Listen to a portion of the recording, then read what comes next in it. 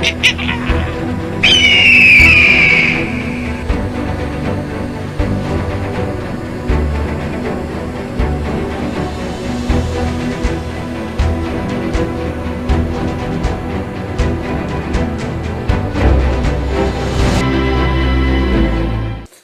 वालेकुम दोस्तों, मैं मोहम्मद अदनान और आज इस वीडियो में हम आपको बताएंगे कि पिट्यूटरी ग्लैंड क्या होता है और पिट्यूटरी ग्लैंड जो होता है इसे मास्टर ग्लैंड क्यों कहते हैं और पिट्यूटरी ग्लैंड की सेक्रीशंस क्या होती हैं, कौन कौन से हार्मोन्स पैदा करते हैं और फिर वो कौन से फंक्शन परफॉर्म करते हैं।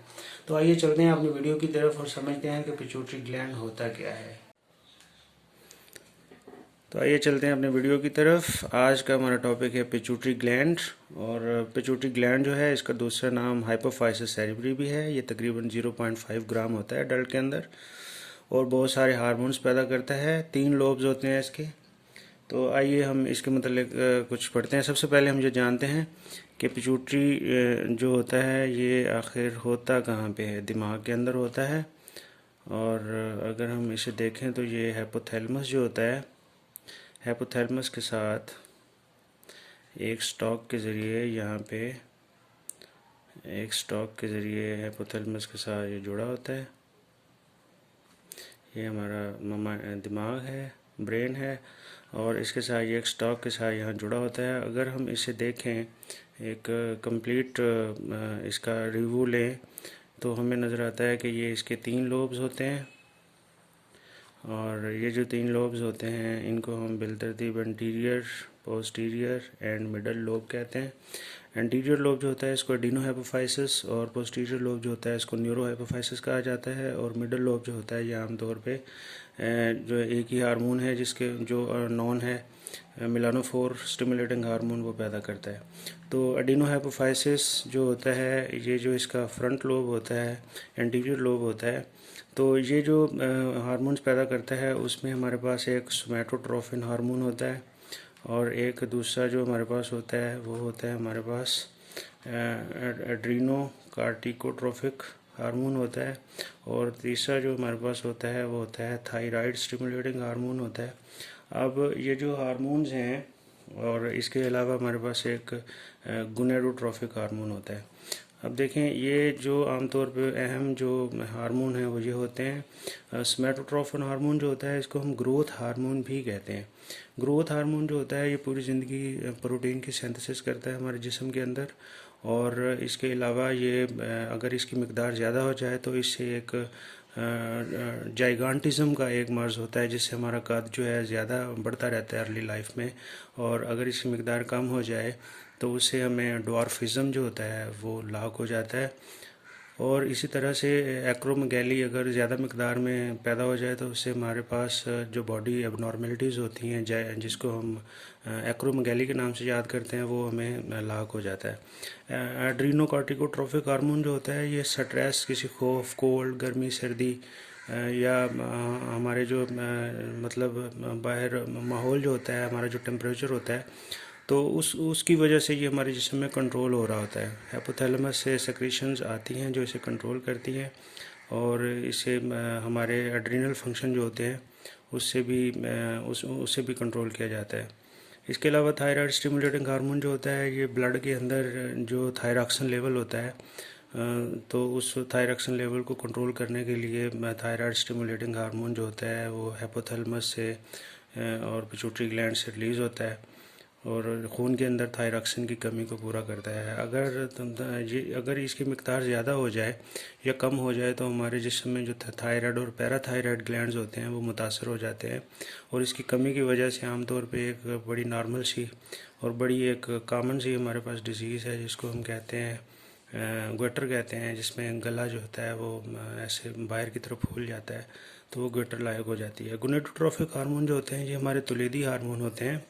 और ये जो हार्मोन होते हैं इसमें आमतौर पे follicle stimulating hormone, luteinizing hormone को हम इंटरस्टिशियल सेल स्टिमुलेटिंग हार्मोन भी कहते हैं।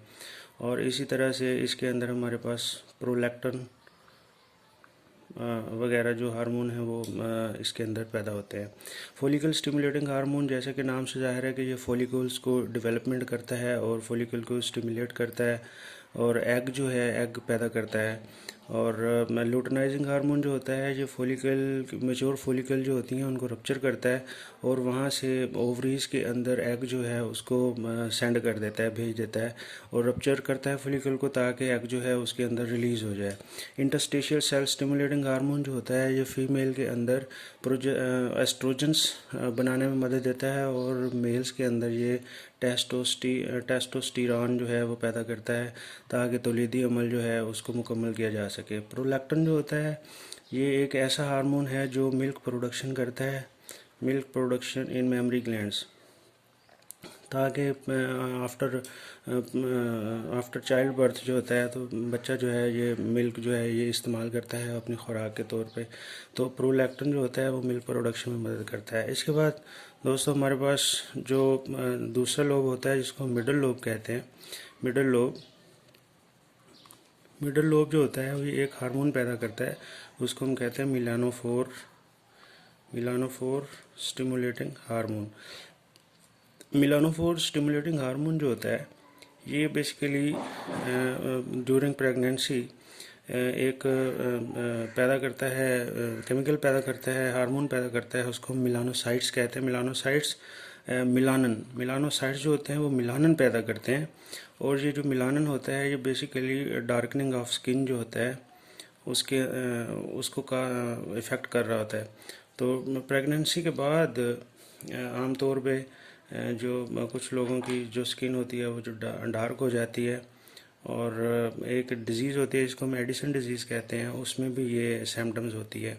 तो उसमें भी इसकी ज़्यादती होती है मिलानोफोर स्टिमुलेटिंग हार्मोन की, जिसकी वजह से स्किन जो होती है वो डार्क हो जाती है। इसी तरह से इसके हम पोस्टीरियर लोब की तरफ चले जाते हैं। पोस्टीरियर लोब जो होते हैं वो दो बहुत अहम किस्म के हार्मोन्स पैदा करता है जिसको हम एंटी डायूरेटिक हार्मोन और ऑक्सीटोसिन कहते हैं। एंटी डायूरेटिक हार्मोन जो होता है ये हमारे जिस्म के अंदर ब्लड प्रेशर और ऑस्मोटिक प्रेशर और ब्लड वॉल्यूम जो है उसको कंट्रोल करता है। एंटी डायूरेटिक हार्मोन जो होता है बड़ा अहम हार्मोन है। अगर इसकी ज़्यादती हो जाए खून के अंदर, अगर इसकी ज़्यादती हो जाए तो उससे काफ़ी सारी काजेज़ जो होती हैं वो हो जाती हैं। और दोस्तों ये जो एंटी डायूरेटिक हार्मोन होता है इसको हम वैसोप्रेसन भी कहते हैं। एंटी डायूरेटिक हार्मोन को हम वैसोप्रेसन के नाम से भी याद करते हैं। एंटी डायूरेटिक हार्मोन जो है अगर इसकी ज़्यादती हो जाए खून के अंदर तो इससे हमें जो है नेफ्रॉन जो होते हैं किडनीज के, इनके अंदर ज़्यादा वाटर की रीअब्जॉर्प्शन शुरू हो जाती है और अगर इसकी कमी हो जाए तो इससे हमें एक कंडीशन पैदा हो जाती है जिसको हम कहते हैं डायबिटीज़